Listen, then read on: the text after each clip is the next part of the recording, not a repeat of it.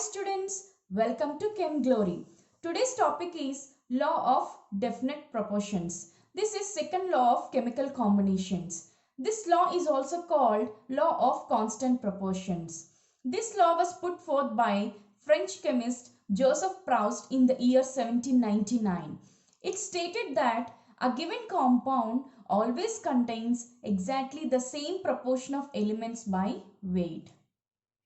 Example, our Proust has worked with two samples, that is natural and synthetic sample of cupric carbonate. Okay students, now we'll study this table. Here cupric carbonate contains three elements, that is copper, carbon and oxygen. Okay, so irrespective of the source, that means it's from natural sample or synthetic sample, he found that all these three elements, they have same proportion of weight. Okay, you can see here students, 51.35, 51.35, 9.74, 9.74, 38.91, 38.91. So here we can conclude that a given compound, this contains same proportion of elements by weight. So what are the exceptions? This law is not applicable for non-stoichiometric compounds. What are non-stoichiometric compounds? For example, stoichiometric compounds are represented by A2B, AB2, A2B3, etc. But non-stoichiometric compounds are represented by C. A is equals to, that is A 0.78B. If the value is or something like that is in decimal points, that is non-stoichiometric compound. And this law is not applicable to isotopes. What are isotopes, students? Elements having same atomic number but different atomic masses. They are known as isotopes. We can say carbon has two isotopes, that is 6C12 and 6C13. See students, they have same atomic number but they have different atomic masses. So this is not applicable to isotopes, and this law is not applicable to natural polymers also. Okay students, now we'll discuss few examples so that we can clearly understand this law of constant proportions. First example, water. Here water is formed by combining 2H2 and O2. Finally it forms two molecules of water. What is the atomic mass of H? 1. Here there are 4 H. 2 into 2, 4. So 4 grams. And here what is atomic mass of O? 16. But here there are 2 O's. So 32 grams. When we simplify this, we'll get 2 2s are 4, 2 16s are 32. And again we'll simplify this and we'll get 2 1s are 2, 2 8s are 16. That is 1:8 by mass. So finally 8 plus 1 is 9 grams. 9 grams of water. 9 grams of water contains 1 gram of hydrogen and 8 grams of oxygen. Okay students, irrespective of the source, that is we'll get water from tap water, river water, pond water, sea water. Whatever is the source, here water always contains its ratio 1:8 by mass. Next example, methane. Here methane contains 1 carbon and 4 hydrogens, right? So what is atomic mass of carbon? 12 grams. Atomic mass of 4 hydrogens? 4 grams. After simplifying this, 4 1s are 4 3s are. So 3:1 by mass.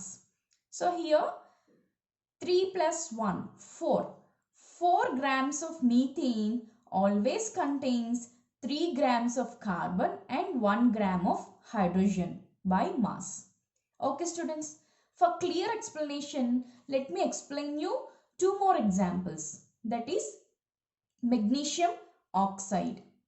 Okay students, here we will heat magnesium carbonate, and here one of the product is MgO, and here in second equation we have heated magnesium hydroxide and we got one of the product as MgO. In third equation we have heated magnesium nitrate and here one of the product is also MgO. Okay students, so now we'll calculate atomic mass of MgO. What is atomic mass of Mg magnesium students? 24. What is atomic mass of O single O? That is 16. After simplifying this, we'll get ratio 3:2. Okay students. So 3 plus 2, 5. 5 grams of MgO always contains 3 grams of Mg and 2 grams of O. So here we have heated different compounds, right? We heated different compounds or MgO is prepared in different ways, but ratio of MgO is always 3:2 in all these three cases. Fourth example. Here carbon dioxide is prepared in two different processes. In first case, carbon is combined with oxygen to form carbon dioxide, and in second case calcium carbonate is decomposed to form carbon dioxide and CO, that is carbon monoxide. Here we'll calculate atomic mass of CO2. Here atomic mass of carbon is 12 grams and atomic mass of oxygen is 32 grams. After simplifying this, we'll get 3:8. Here also we have heated different compounds and CO2 is prepared by different ways, but ratio of CO2 is always 3:8 in all the cases. Okay students, I think you have understood clearly by all these four examples. The thing is, irrespective of the source, here compounds contain same elements of proportion by mass. What is its significance? It was of great use in late 18th century. So they have used this law in late 18th century. And this law contributed for the development of Dalton's atomic theory. Okay students, after this all laws of combinations, chemical combinations, we'll discuss this Dalton's atomic theory. Okay. Now practice problems. First question. If there are 19 grams of oxygen in a sample of aluminium oxide, how many grams of aluminium are present? So here what you have to think is that they have given oxygen mass, that is 19 grams, and they have given the sample name aluminium oxide, that is Al2O3, and they have asked us to find aluminium mass in grams. So now first we should have the first conversion fixed factor. How would we calculate that? We'll take aluminium oxide, that is Al2O3. Okay students, aluminium atomic mass is 27, but there are 2 aluminium, so 27 into 2, that is 54 grams. Oxygen atomic mass is 16, but there are 3 oxygens, so I'll multiply by 3 and finally we'll get 48 grams. Now we got our fixed conversion factor, that is 54 grams of aluminium is equals to 48 grams of oxygen. See students, here I got my conversion factor. Now they have given 19 grams of oxygen. How many grams of aluminium? This is the question. Now I'll cross multiply this. That is 54 into 19 is equals to 48 aluminium. So I'll bring this 48 to the denominator, to the left side. That is 54 into 19 by 48 is equals to aluminium. That is aluminium is equals to 21.4 grams. Okay students, here finally we got the mass of aluminium, that is 21.4 grams. Here, if you give if you get the same question, if you get this type of model, what you have to do, first you have to get the conversion factor. You have to calculate that atomic mass, and then from that conversion factor you have to calculate the asked question. Okay students, next practice problem. The mass of copper oxide obtained by heating 2.16 grams metallic Cu with nitric acid and subsequent ignition was 2.7 grams. In another experiment, 1.15 grams of copper oxide on reduction yielded 0.92 grams of copper. Show that results illustrate the law of definite proportions. Here, you have to understand the question first. Here actually there are two experiments, students. In first experiment, copper oxide is obtained. Okay, how it is obtained? By heating metallic copper with nitric acid. So first we'll build our equation, that is copper is heated with nitric acid HNO3 and finally copper oxide is formed. Okay students, here what is the amount of copper they have given? 2.16 grams. And this nitric acid is a oxidizing agent. And what is copper oxide? They have given mass 2.7 grams. Okay students, 2.7 grams.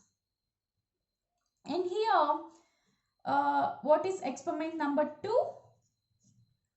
In another experiment, 1.15 grams of copper oxide on reduction yielded 0.92 grams of copper. This copper oxide, they have reduced. Reduction means here this is oxidation process and this is reduction process. We got 0.92 grams of copper. Okay students, but here what they have asked a question that illustrate the law of definite proportions. Now we'll take copper oxide. This copper oxide gives us copper plus oxide. What is copper oxide mass? In first experiment number 1, 2.7 grams is equals to copper mass in first experiment 2.16 grams plus, we'll think this O as X, oxygen as X, and finally I'll take this 2.16 to the left side, that is 2.7 minus 2.16, that is equals to 0.54 grams. Okay students, in first experiment we have got X value as 0.54 grams, that is O. Next experiment. Here what is copper oxide mass? Students, 1.15 grams. 1.15 grams. And what is copper mass? 0.92 grams. Plus what is O? We'll think O as X. And finally I'll take this 0.92 to the left side. So X is equals to 1.15 minus 0.92 and the answer is 0.23 grams. Okay students, here in first experiment I have got O value as 0.54 grams and second experiment I have got O value as 0.23 grams.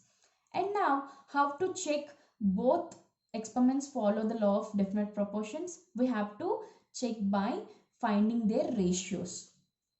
Cu is to O. That is, what is Cu students? Copper. What is its value in first experiment? 2.16 is to, what is the value we have got? 0.54 grams. And after simplifying this, we'll get 4:1. And here experiment number 2. And what is the value of Cu students? 0.92 grams. And what is the value we have got? That is X, that is O oxygen value 0.23 grams. And finally, we'll get the answer 4 is to 1 after simplifying this 0.92 and 0.23. So, after seeing these results, we can conclude that two experiments follow law of definite proportions. What is law of definite proportions? Compounds contain same proportion of elements by weight. Okay, students. Next question. In experiment, 2.4 grams of iron oxide on reduction with H2 yield 1.68 grams of iron.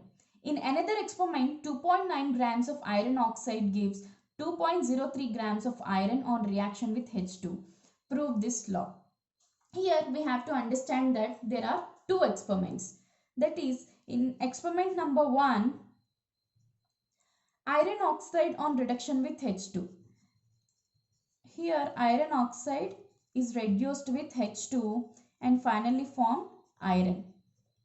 And what is the mass of iron oxide? 2.4 grams. And what is the mass of iron? They have given us 1.68 grams. And in experiment number 2, same case. Iron oxide is reduced with H2 to form iron. So what is the mass of iron oxide? They have given us 2.9 grams. On reduction with H2, finally it formed iron 2.03 grams. Okay, students. So now, here what is common? Iron oxide. They have given mass of iron, right? So now we have to find the mass of oxide. How to find it? Iron oxide is equals to iron plus oxide. Okay. What is the mass of iron oxide in first case? 2.4 grams. And here, what is the mass of iron? 1.68 grams in first case.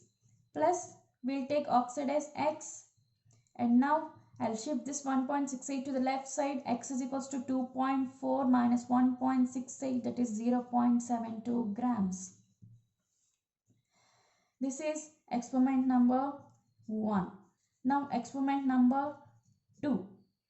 That is, what is the mass of iron oxide in second case? 2.9 grams. What is the mass of iron in second case? 2.03 grams. Plus we'll take oxide as X, and here I'll shift this 2.03 grams to the left side.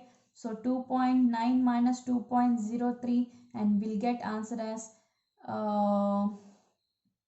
0.87. Okay, students. So now what we have to do to prove this law? We have to find ratios in both experiments. Ratios of which elements? That is iron and oxide. Okay, what is ratio?